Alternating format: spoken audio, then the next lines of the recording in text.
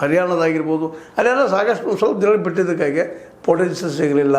ಅವು ಅಲ್ಲಿ ನಡೀತಿರುವ ನಡೆದ ಎಲೆಕ್ಷನ್ ಸಂದರ್ಭ ನಡೆದಂಥ ಅಲ್ಲಿ CCTV ಕ್ಯಾಮ್ರಾದಲ್ಲಿ ಬಂದ ಸಿಕ್ಕಂಥ ಫುಟೇಜ್ ಸಿಗಲಿಲ್ಲ. ಎಲ್ಲ ಪ್ರಯತ್ನ ಮಾಡಿದರೂ ಸಾಧ್ಯ ಆಗಿರಲಿಲ್ಲ.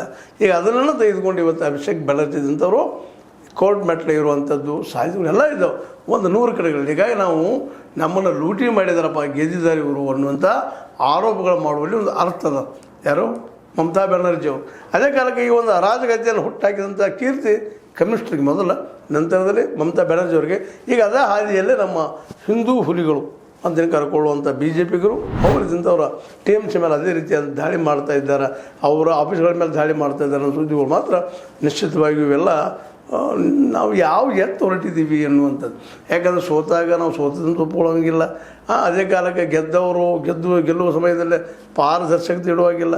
ಅದನ್ನು ಇವತ್ತು ಪೊಲೀಸ್ 90 ವರ್ಷ ಮಾಡಿ ಪ್ರಾಮಾಣಿಕವಾಗಿ ಎಲೆಕ್ಷನ್ ಮಾಡಿದರೆ ಎಲೆಕ್ಷನ್ ಕಮಿಷನರ್ ಅವರು ಈ ಪ್ರಸಂಗ ಬರ್ತಿರಲ್ಲ. ಗೆಲ್ಲಿ ಯಾರಾದರೂ ಗೆಲ್ಲಿ, ಯಾರು BJPಯವ್ರು ಗೆಲ್ಲಿ, TMC ಅವ್ರು ಗೆಲ್ಲಿ, ಅಥವಾ ಕಾಂಗ್ರೆಸ್ ಗೆಲ್ಲಿ, ಯಾರು ಗೆಲ್ತಾರೋ ಗೆಲ್ಲಿ.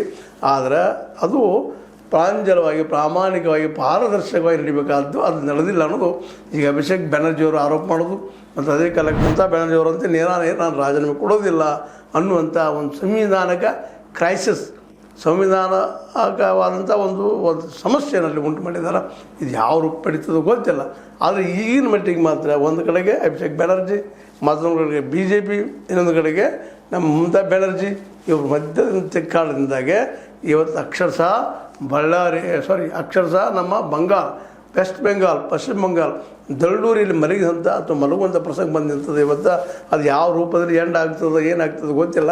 ಆದರೆ ಈ ದಿಶೆಯಲ್ಲಿ ಮಾತ್ರ ಕೇಂದ್ರ ಸರ್ಕಾರ ಆಗಿರ್ಬೋದು, ಅಲ್ಲಿಯ ಹೊಸದಾಗಿ ಬರುತ್ತಿದ್ದ ರಾಜ್ಯ ಸರ್ಕಾರ ಇದನ್ನು ಕಂಟ್ರೋಲ್ ತರಬೇಕಾದ್ದು. ಅದರಲ್ಲೂ ಮುಖ್ಯವಾಗಿ ರಾಜ್ಯಪಾಲರು ಇವತ್ತಿದ್ದಾರೆ ಆಲಯದಲ್ಲೇ.